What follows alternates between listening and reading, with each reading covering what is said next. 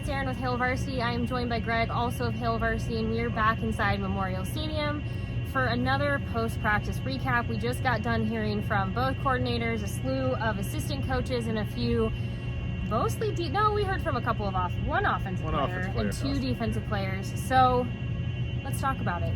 Greg, I think kind of the theme, at least I took away carrying over from an offensive side, was kind of discussing more of what Frost had said on Monday about, having to throw out about half of the game plan because they weren't expecting the front that Illinois came out in. But I would say Lubick kind of provided a little bit more clarity. Maybe not clarity is the right word, but a little bit more thought behind that. What was your takeaway? Yeah, I thought that was the big thing. I think that Matt Lubick being able to more articulate, I guess, wanting to further articulate what happened with that and kind of get inside of the weeds a little on how that game plan kind of comes together and kind of what their feelings were surrounding what ended up happening in the game and having to toss half of that game plan, I thought was the big offensive takeaway.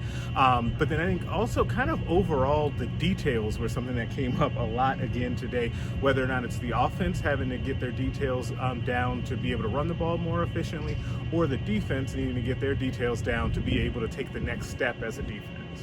Yeah, that, when we talk about like what Lubick was saying specifically on offense, Greg Austin, I meant to say Austin Allen, it's like one name lends itself to the other. Austin Allen, he was pretty clear. He's ready to move on to Fordham. He's done with Illinois as a captain, as a leader on the team.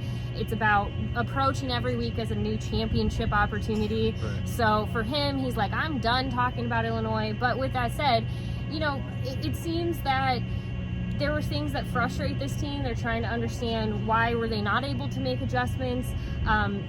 But again, knowing that Austin didn't want to get into the weeds quite like Matt Lubick did, you couldn't really get too much out of him on that end. But Matt Lubick was pretty clear that they were expecting a different front. They got something that they weren't prepared. They were prepared for it. He said that they had conversations. Right, and had meetings about it.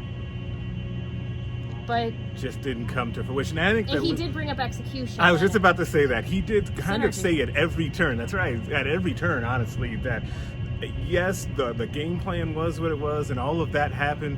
But at the end of the day, they still didn't execute the portion of the playbook that they did have available to them, or the portion of the game plan that they did have prepared going into the game. And that's really probably the most concerning part. I will say, heading into Fordham week, I don't know how many answers you're going to get between Nebraska and, I don't think you're going to get a lot from Nebraska against Fordham. As far as answering some of those questions that maybe we had against Illinois. Buffalo probably presents a little bit more of an opportunity. And then obviously the week following is Oklahoma, and that's going to definitely be a test if there's ever been one for Nebraska, because then the week following is Michigan State. So, this is an opportunity this week, I think, to maybe reset a little bit. Yeah. But at the same time, I think, a lot of fans want to know what to expect on this field on Saturday. Right. And this is an opportunity for them to hopefully work out whatever was happening that they were not able to execute the part of the game plan they had. That's about all you can hope for, at least. Yeah, I think that kind of nailed it there. I think that's the big thing to take away from the game coming up is, can they come out and just execute and play clean football? I think that's the way that you have to kind of approach this game. Absolutely. And we've said this before, and I want to just come back for those of you who have been joining us in this little series of videos that Greg and I do since the beginning.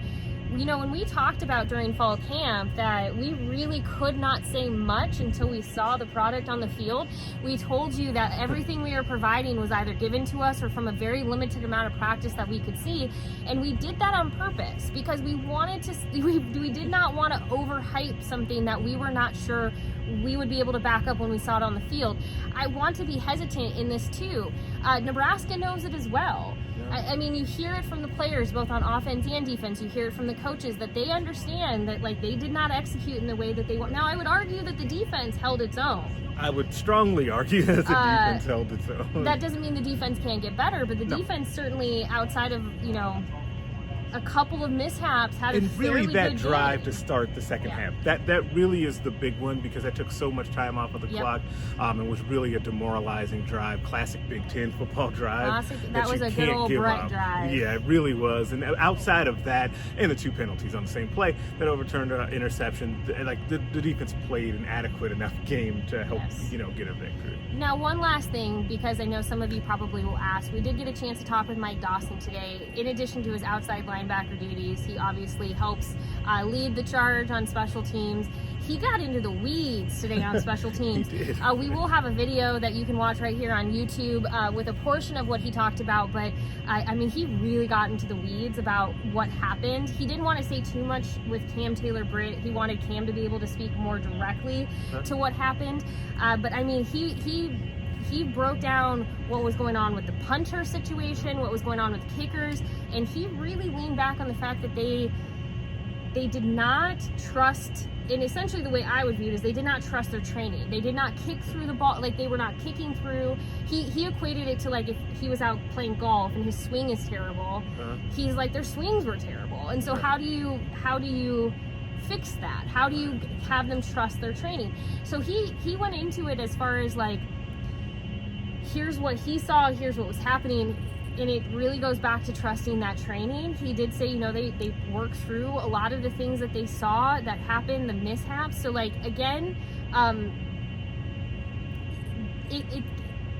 I hope you understand, like, I'm kind of at a loss for like and why it happened, but I do think that we were going back to something we were also saying about what Nebraska can take away from the Fordham game. That's actually something that they can, like, that execution on special teams really could be something that it is going to be something that fans are really looking for this Saturday, because that's something that, like, the punting game, kickoffs again, extra points, those are things that Nebraska is in full control of during the game.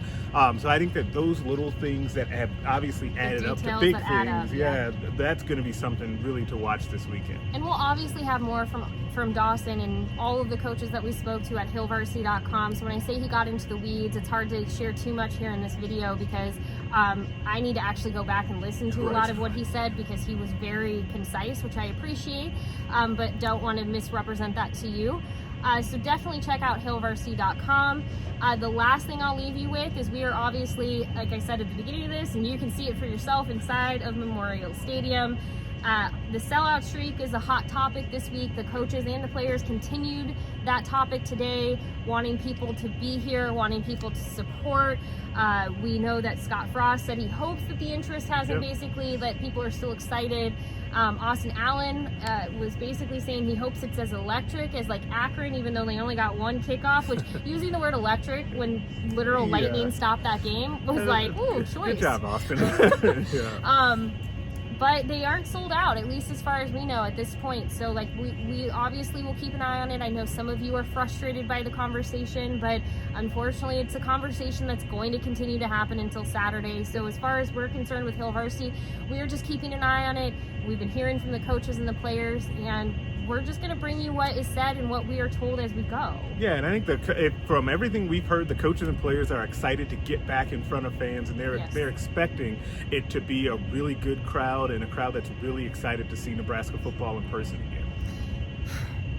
I mean, I know the Illinois game probably tampered some of that excitement, but we keep on going. It's now officially week 1. Nebraska is in week 2, but it's week 1, so here we go. We will be back on Thursday with more from post-practice. We'll hear from Coach Frost on Thursday, and we're always happy to answer questions. Some of you leave comments and questions in these videos. If it's something that is respectful and we can answer, we're happy to do so. But just know that we're happy to keep bringing you information. Glad that you appreciate these videos, that you like them, and week 1. It's week 1. It's week 1 for everybody. I don't know. Well, we appreciate you watching as always. It's a little less loud and noisy. I like that. It's hard. It's kind of disoriented almost. Could someone get a little shade in here? That would be helpful. But don't. All right. Well, we'll talk to you later. Have a great couple of days until we talk to you on Thursday.